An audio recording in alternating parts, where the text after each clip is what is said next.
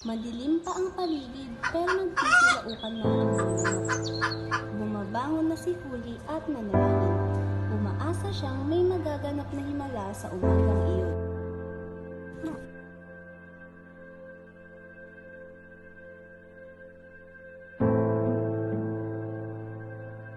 Subalit walang himalang naganap dahil wala siyang nakitang 250 piso sa ilalim ng paanan ng mahal na birhen.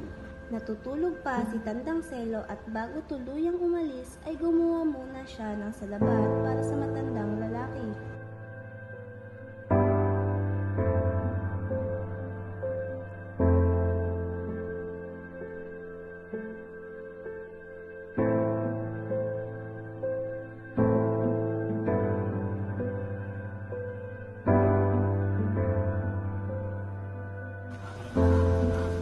Bakit ba kailangan ko pang manangis? Natakot siyang baka hindi makapag-asawa sakaling mahawa siya ng ketong. Dala ni Huli ang kanyang tampipit Mano po, amahin. at nilapitan ni Huli si Tandang Selo at saka nagmano. Paalis na siya sa kanilang tahanan at biniro pa niya ang kanyang ingkong. O anak, Pasabi po kay ama na natuloy po ako sa eskwela at wag na po silang mag-alala dahil matututo naman po ako sa pinakamurang halaga dahil ang aking amo ay marunong magsalita ng Kastila. Paalam po. sige mag-ingat ka.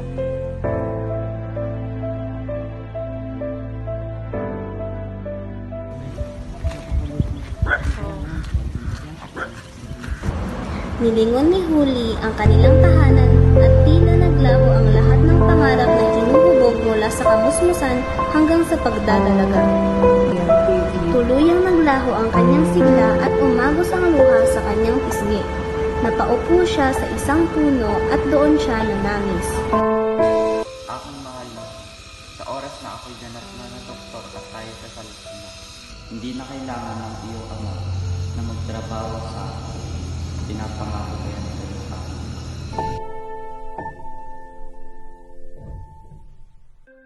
Tumungo si Tandang Selo sa bintana upang panoorin ang mga dadalusulisan ng mayor. Aking mahal na mamamayan, ngayon ay araw ng ating Kapaskuhan at tayo ay dapat na magdiwang bilang tanda ng Kapaskuhan.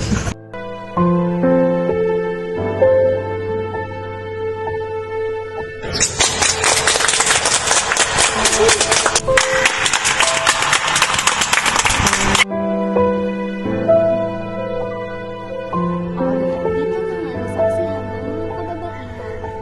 matandang himala ng pagsalita.